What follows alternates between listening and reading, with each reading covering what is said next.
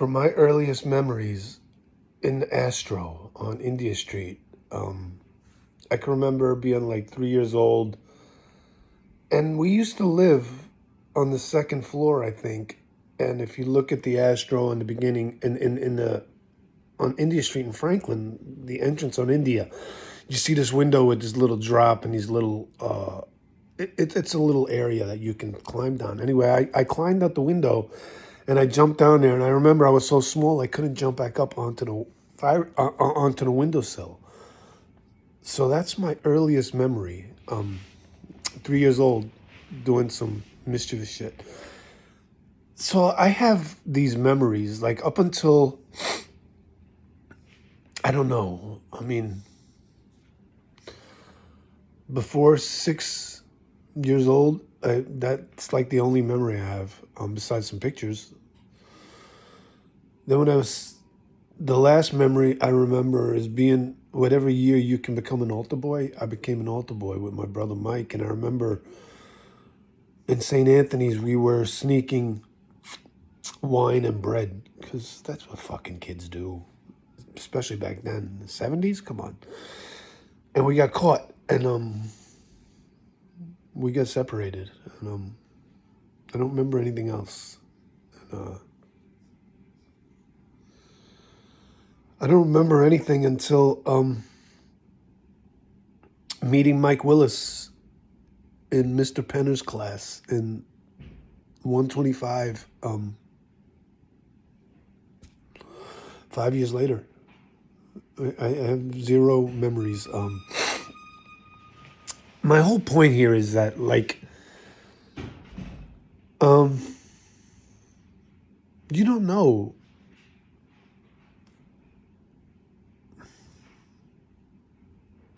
It's hard to reconcile your life when you don't remember it.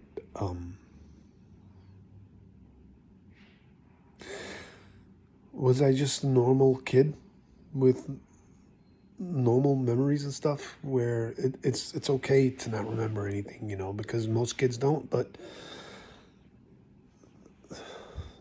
people do.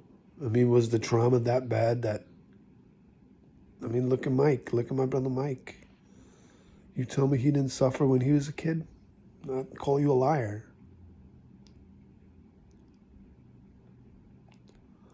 Then I go up to teenage years, and my dad was dead already. So there's the disconnect there because your mommy had to take care of the kids. I was jealous of the love I saw other families giving their kids. And it turned out to be about me. And I did what I could. And I stayed out of the house, and I ate out of the house. I didn't ask my mom for clothes. I did everything.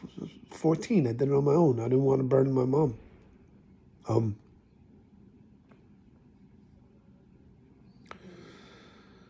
I remember my mom when I joined the Navy. Before I joined the Navy, my mom scrimped and saved, and she bought me this necklace. And she said, "I can't afford much, Petey. Please finish school." She gave me this necklace, and I swear to God, it was like this thin. And it had a nameplate of a card with my initial. And she's like, "I can't afford anymore. Please take it. Finish school. I'll send you to Ecuador for the summer. Please." I dropped out anyway. And then when I graduated military, I mean, don't join the military. Finish high school was my mother's message. I didn't listen.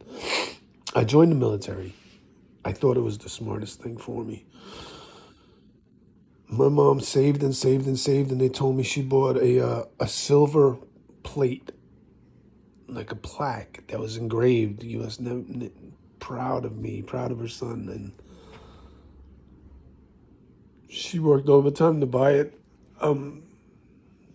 She was proud of me, and I was still alive. So, I was all right. I was happy, looking around at my friends and shit. But um, I think a couple of days before I was due home on leave, my mom got robbed. And, they robbed that plaque. And she was devastated, She told me about it. And it was at that point where I said, you know what, man, I don't know how much of this was muffled because I had it on my belly, so I'm sorry. I'm not going back to check.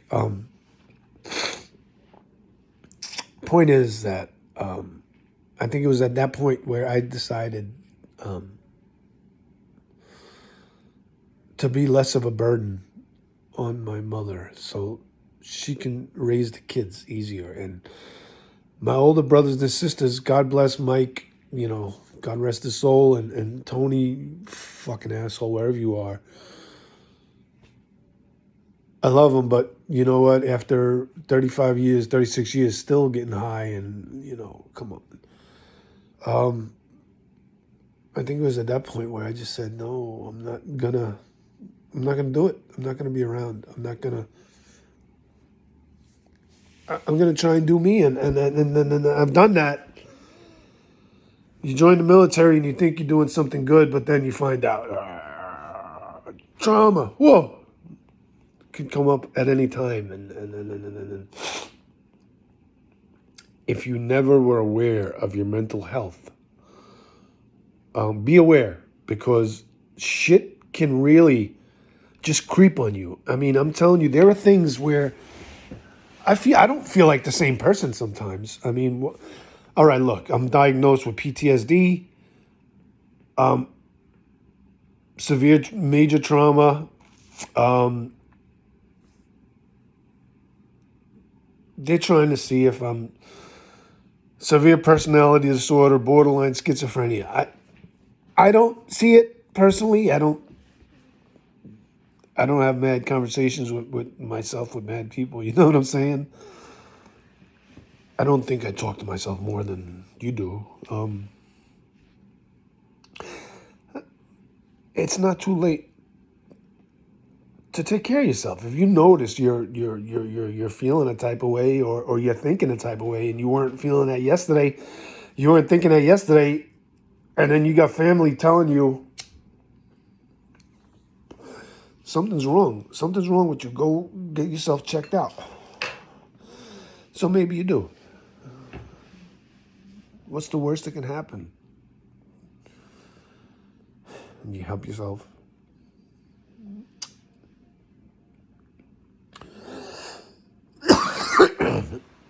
It's I'm scared. I don't know. Um,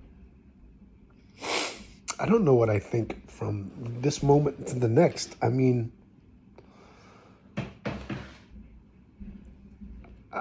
I'm on these these medications, Adderall and shit. They slow your mind down. You know, they allow you to get your points. And focus. That clarity that you need. This antipsychotic shit though, not fucking, not violent. So that actually has a bit more of a detrimental effect. I mean, listen, when I'm in one of my manic states, that antipsychotic totally calms me down, and but I can't take that antipsychotic because that blocks specific receptors that when they're not going wacky on me, they really regulate me. So I can't take the antipsychotics. Anyway, no, what's the point? The point is I smoke because for me, smoking is the same reaction as the antipsychotic without the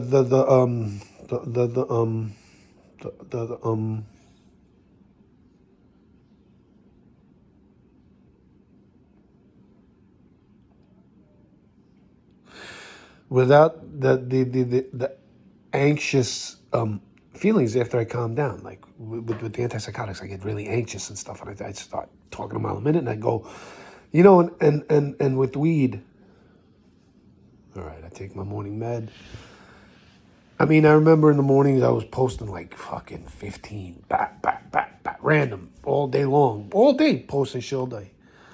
I know I'm calming down. I know I still post too much. Time. You get time on your hands. That's what you do. But anyway, and I can only rearrange so much because lifting my TV. So if you know my arms don't work as well as they used to. I had the peripheral the hemiparesis on the left side, and I had the rotator cuff surgery. It's less than a year ago. So, if you know anything about TVs, you remember if you owned a TV like that size when you were younger, and I'm talking 80s, okay?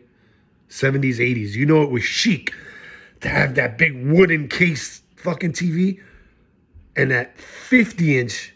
That's bigger, but that 50-inch TV. You remember? You go out, you get that 50-inch TV. It's shaped like a diamond on top. It's wood case. Yo, this shit is like 500 fucking pounds. To fix it, you got to buy a huge tube. That tube is so rare. You end up paying like almost the same price of the TV, but god damn it, that's a nice TV, and you're gonna pay whatever it costs. Anyway, I can't rearrange too much because, this TV is like 15 pounds, but it's so awkward. I can't it's not very wide, but I can't open my arms wide enough to hold it like that, because I mean, I would have been able to lift it over my head. That's no weight at all. I probably could have did it with one hand, balancing. But now, I'm still struggling with.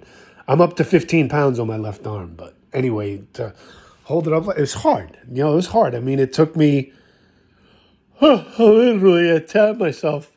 When you yawn and you're not tired, I was told at a very young age. I was 14 actually. It's because my dad is watching me. So, and if I yawn and I'm not tired, it's because my dad is here, and I've always believed that. So I'm not strong enough to continually rearrange. Is my point, I guess. Look,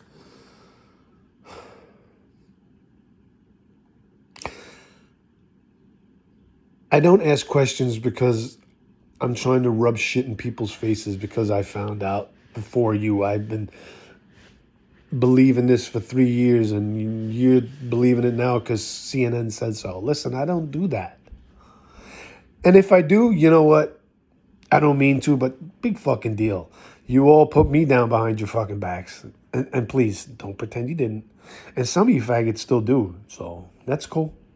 I don't mind. Your time is gonna come. That's my favorite Led Zeppelin song nowadays. Your time is gonna come. So anyway,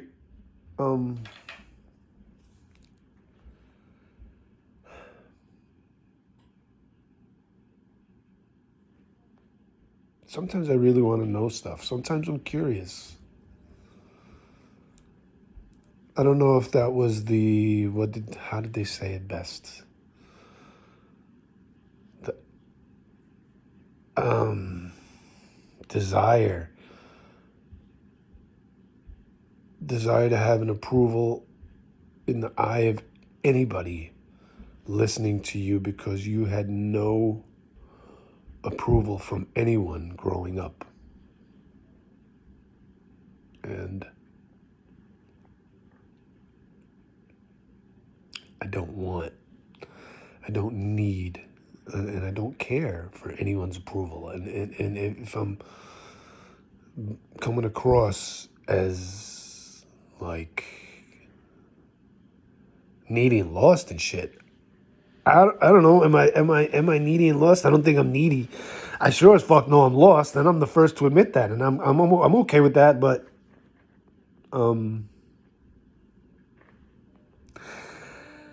I don't need anything from anyone. I mean, a beautiful woman, it's obvious, but other than that, I don't need approval. I don't need love. I don't want love. I don't care for your respect. I show you respect. That should be enough to compel you to be human and show it back. I mean, but you know, I don't care for it. I don't. I don't ever expect to openly be disrespected. By openly, I say things like, when I say openly disrespected, I mean by, let's say you follow me, and my over the top rhetoric, which is so not you or your friends, and you ask you make your daily posts, and you always ask these questions, and I give a couple of my answers, and of course my answer is more beneficial to the opposite sex, because let's be honest, guys are fucking dicks when it comes to women and emotions. We really are useless. So I give my answers, and tough guy mentality, I'm sure. Yo, that nigga said this. Yo, I can't believe he said that. Yo, what kind of boy is that? So when I started making my comments, I noticed that they weren't showing up on his feed anymore. And then my next response to one of his questions was to the point of not being a man when you have to censor your boys and you're bowing down to the other ones who are too pussy to just be, okay, that's his opinion. Yo, my opinion's like an asshole. Everybody has one, they all stink. But if you say we're acquaintances, if you say we're friends, if you say you're family,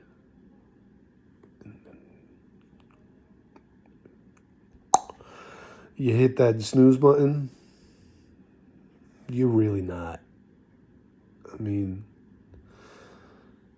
if you're all right with doing without me when I'm harmless and not in front of you, what kind of a threat are you to me and me to you if we're face to face and I know you're full of shit?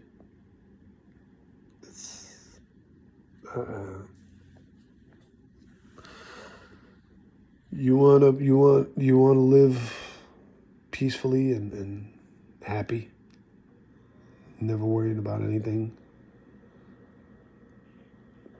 Treat everyone the way you want to be treated. I don't forget. And I remember everyone that I asked questions to and they blew them off. And I remember everyone that I've made comments and I've asked questions about their children and they were ignored. And I remember everyone I've said, that's amazing. How did you make that? What's that movie like? How is that book? That's a great concert. That outfit is amazing. Wow, you take photography lessons? Do you give any kind of fitness lessons? I remember everyone that blew me off. I mean, you notice I went from 800 to 300 friends these past acquaintances. Acquaintances. Even the ones that love you.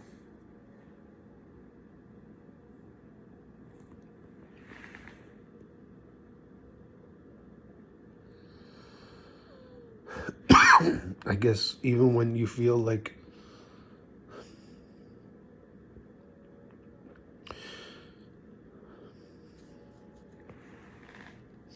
if you know someone with mental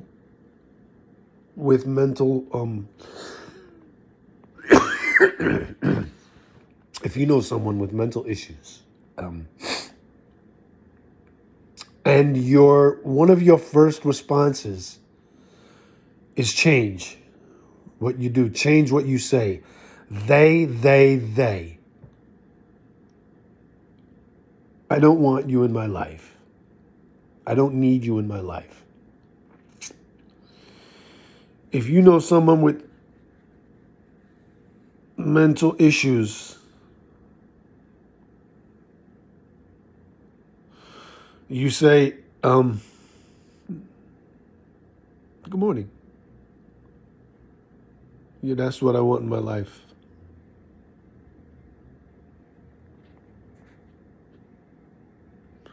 We spend our whole fucking lives being judged. And we spend our whole fucking lives shying away from an authority because that authority turns their fucking back on you when you need them the most. When you fucking have an accident and the dude you're fucking closest with fucking ghost you and treat you like a bitch. Yes, Dave Knight, you're a fucking bitch. You were my fucking boy.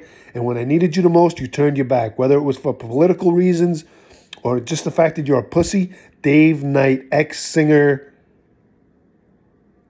whatever your fucking stupid band was, and whatever the new band is, and I'm not going to say stupid because I respect a couple of the guys in it. Dave Knight, you're a fucking pussy, bro, and I'm here. So you ever want to try and justify how you ghosted me and how you stopped answering my phone calls when I woke from my coma, bro? After my family, you were the first friend I called, and I told you that in the message, and you never called back. Thank you, B. You are right. It does feel better to get it off my chest. Dave, you're a fucking cunt. Everybody else, you don't know how I feel about COVID. Again, naming names. Gerard, singer of that fucking band Dave was guitarist in, because I forgot now. COVID, lockdown. You guys playing, posting. Proof of vaccination needed to join the show, and I only wrote to you to say, hey, I'm not going to do that. I disagree. And the minute you went on your rant and said it's more skinhead to get vaccinated and do what everybody else is doing than it is to not. Let me tell you something. When you told me it was to be more skinhead to fall in line than it is to be yourself, you were dead in my eyes. When you said to me, I have to make my money. You don't know how much money it costs to put these shows on.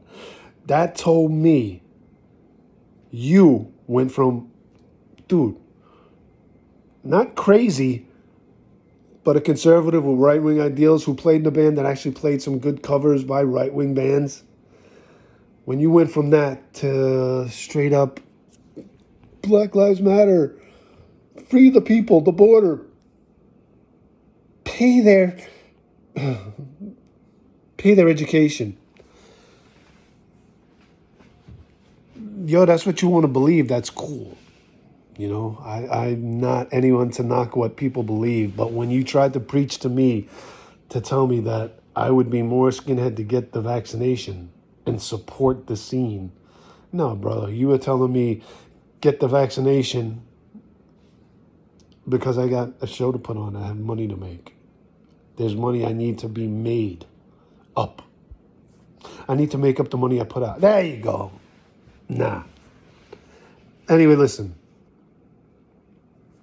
I'm done. You don't want to come up to me and step to me, I'm right fucking here. Cosmo, you too, bro. You want to talk your shit, and then when I fucking actually get up to you and say something, oh, it wasn't like that. Oh, then you come into this tough guy, and then when I see you, you stand there watching me before you come up to me and say something, and I'm right here, bro. There's never a keyboard in front of me when you see me. And you can see me anytime if you want. So, again, my whole point is, yo, be real. You say you're my boy. You say you're an acquaintance. If you are an acquaintance, don't snooze me.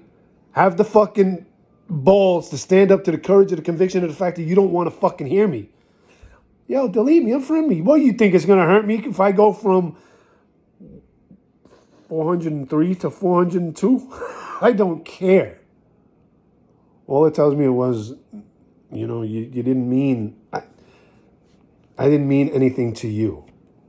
So that's cool. And that's all right.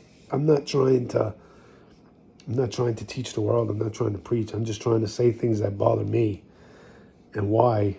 And sometimes they come out as incoherent ramblings, and sometimes they actually make sense. And if you ain't willing to hear, that's all right. I hate the fact that I got to live, I got to go to sleep scared every night because I know some of my family members got the vaccination. It's okay. It's not their fault they were lied to. It's not like we have anyone in our family that works in the medical field that may have had an inkling or the fact that this may have been true. And maybe they, whatever, signed an NDA, whatever. Could have warned us? No, we didn't have that luxury, Of course, you'll never find out from these other people because they probably got the vaccinations that weren't tainted. Because like Josh Hawley said the other day, and I'll say this again till I'm blue in the face, when you're in front of Congress and you're being grilled by a senator, and the senator asked you should be ashamed of yourself, to a Pfizer executive, you should be ashamed of yourself for perpetrating this fraud. And when the Pfizer executive said, sir, the only fraud we perpetrated was the fraud ordered by your government. That's true. And that's the Democratic Party. That's Fauci. That's Biden. That's all of them. All of them. Fauci's wife. Yellen. Everyone. Mayorkas. You got to wonder why. It's all Obama. It's Obama as the president. He said out in the open, if I could have a third term where I'm in the background, who's the best puppet?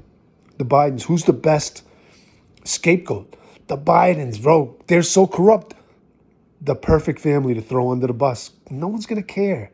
Nobody is going to care about Joe Biden, about Hunter Biden. Nobody's going to care that Joe Biden fucked his grandchildren. Nobody's going to care that Hunter fucked his nieces. Nobody's going to care because they're the scapegoat family. They are this is straight up crazy political movie shit going on right now. And I'll be ready. Sorry. I know you won't, but I will be. Anyway, listen. 28 minutes.